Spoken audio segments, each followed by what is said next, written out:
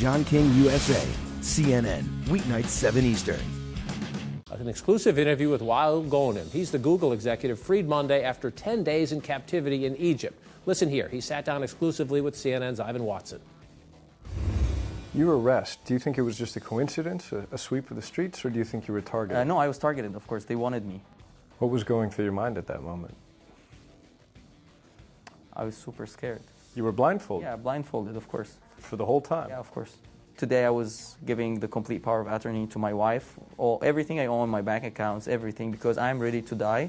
There are tons of thousands of people there ready to die for our You gave power dream. attorney to your wife because you think you may die? Yeah, of course. They gave us a lot of promises about, gradual change and so on. But then going back to the interview that Omar Suleiman did a couple of days ago, he said that Egyptians are not ready for democracy now.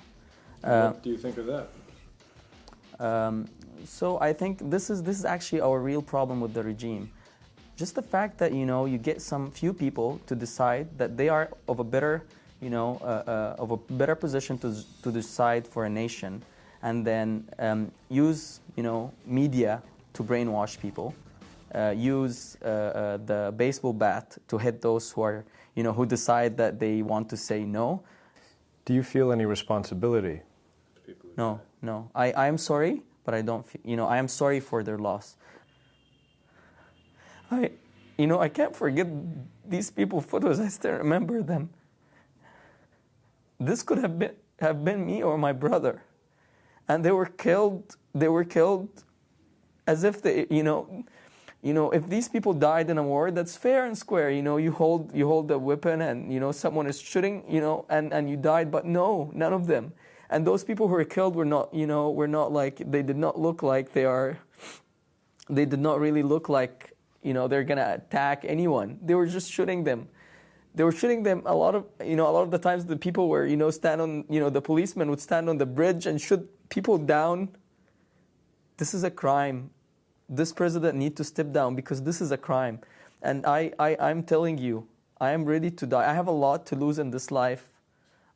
I work, or now I'm on a leave of absence. I work in the best company to work for in the world.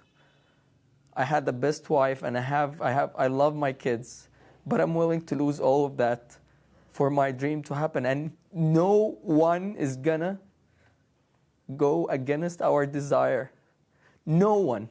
And I'm telling this to Omar Suleiman. He is gonna watch this. You are not gonna stop us. Kidnap me, kidnap all my colleagues, put us in jail, kill us. Do whatever you want to do. We are getting back our country. You guys have been ruining this country for 30 years. Enough.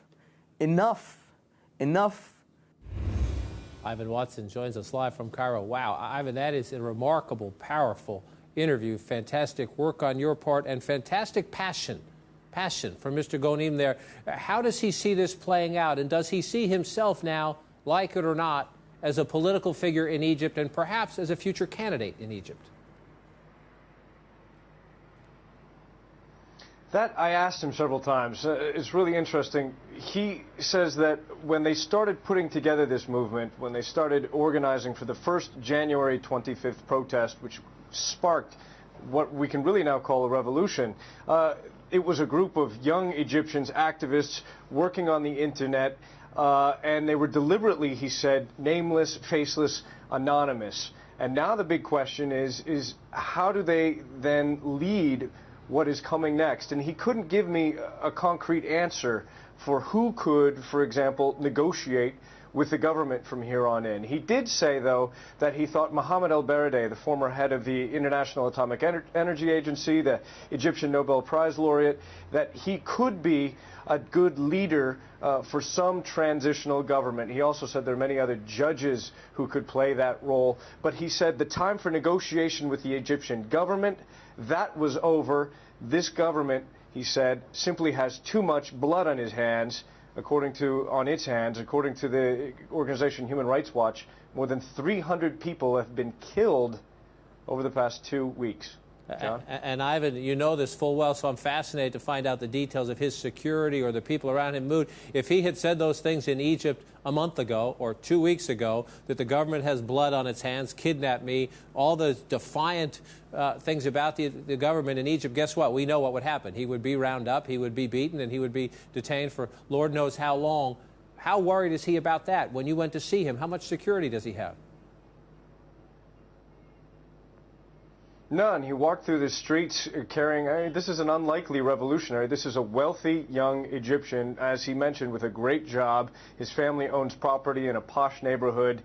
He was walking through the streets in jeans and sneakers, carrying a Macintosh laptop. He does not look like a revolutionary, but people were running up to him in the streets, stopping their cars, jumping out, kissing him on the cheeks, yelling his name across the street because he gave a very emotional interview the night after he got out of prison on Monday night, during which he said all of these stories that have been told on Egyptian state television, that we are drug dealers, that we are foreign spies that are currently demonstrating in Cairo's Tahrir Square. This is all wrong. We are patriots. We love our country, and we have a right to argue that we should have a say in improving this country. And it does seem like a lot of Egyptians very much respected that, and it may have pushed a lot of people off the fence when it comes to this demonstration that we've seen in Cairo and in other cities around this country.